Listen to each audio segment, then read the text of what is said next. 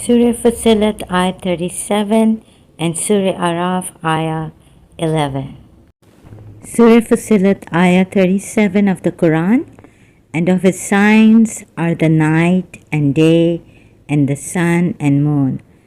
Do not prostrate to the sun or to the moon, but prostrate to Allah who created them, if it should be Him that you worship. Here it means that worship of Allah is equivalent to prostration to Allah, and thus not to prostrate to anything which Allah has created or anyone. Surah Araf Ayah 11. And we have certainly created you, meaning O mankind, and given you, meaning human, form. Then we said to the angels, prostrate to Adam. So they prostrated, except for Iblis. He was not of those who prostrated. Now, taking prostration and seeing it through the ayat earlier, Surah Fussilat ayat 37, we see that prostration is a form of worship. The same word is used, sajda, right? So this means that Allah commanded the angels to actually worship Adam by prostrating to Adam. So this is a form of worship, whereas in Surah Fussilat ayat 37, Allah says that He does not want anyone to bow down, prostrate to His creation or even His signs. So that would be contradictory, right? In taking this ayat, Surah Araf ayat 11. This means that God here, the reason why God has asked the angels to prostrate to Adam is for worshiping Adam. The only way we can take in Islam by the Quran ayats that prostration is worship. So the only way we can take prostration is worshipping someone. So now again I'll repeat and explain in other words. Hope it's clear to you. Allah says that He created mankind and gave him form or shape and asked angels to prostrate to Adam. So Allah created mankind, right? This is what is said in Surah Araf ayat 11, and also gave him shape and form and asked angels to prostrate to Adam. Now in Surah Fussilat ayat 37, He says that you should not prostrate to what Allah has created if it is Allah you worship, but prostrate to Allah, the one who created creation. Now mankind is a form of creation of Allah. Then why does He ask the angels to prostrate to Adam, the one He created and gave form, right? Which He says in Surah Araf ayat 11. So back to Surah Fussilat ayat 37, do not prostrate to the sun or to the moon, but prostrate to Allah who created them, if it should be Him that you worship. So He says about worship too. Prostration and worship go hand in hand. Then why does Allah ask the angels to prostrate to Adam when Adam is a creation of Allah? So this point again about Surah Araf 11th ayah.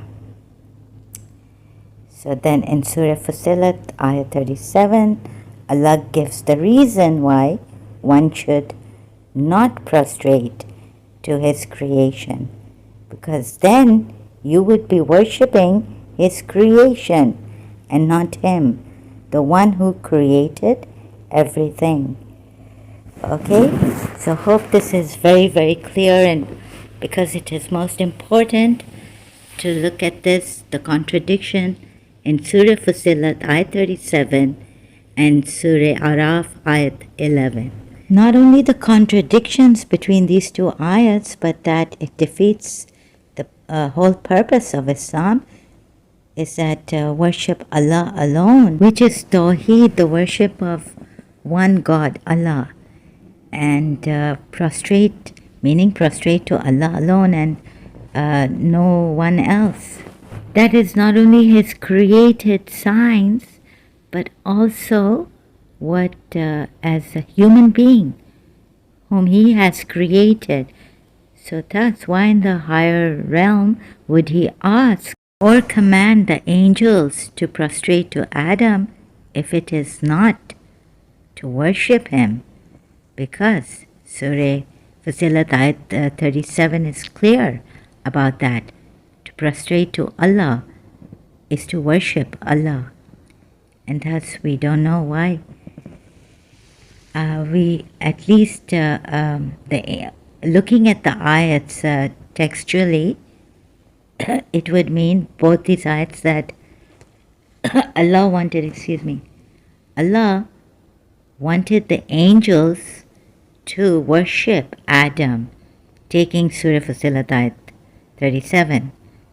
So, otherwise, what would be the other purpose for commanding the angels to prostrate to Adam? No other reason can be found, right? Unless it is for worship of Adam, because prostration goes hand in hand with worship. It means worship. Okay, hope I have explained this clearly, that through these two ayats, prostration means worship. In Surah Fussilat Ayat 37 we can see that. Hence, if the Quran tafsirs say that this prostration to Adam by the angels commanded by Allah is different than to Allah, then why does not Allah use a different word for commanding the angels to maybe use a word like ruku, halfway bowing down, or jadiya, kneeling down to Adam, commanding the angels to do that? Why does he use the same word?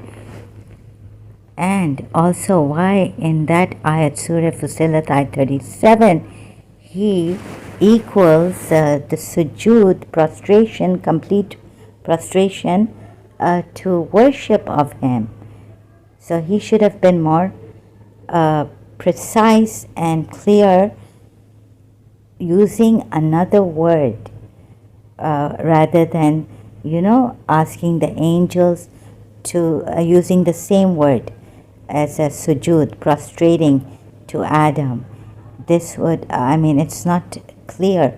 It's not clear in the sense that sujood is taken as worship and would be taken as worship, and should not be taken in any other form or in another circumstance in a different way than what it is said in Surah Fussilat Ayat 37.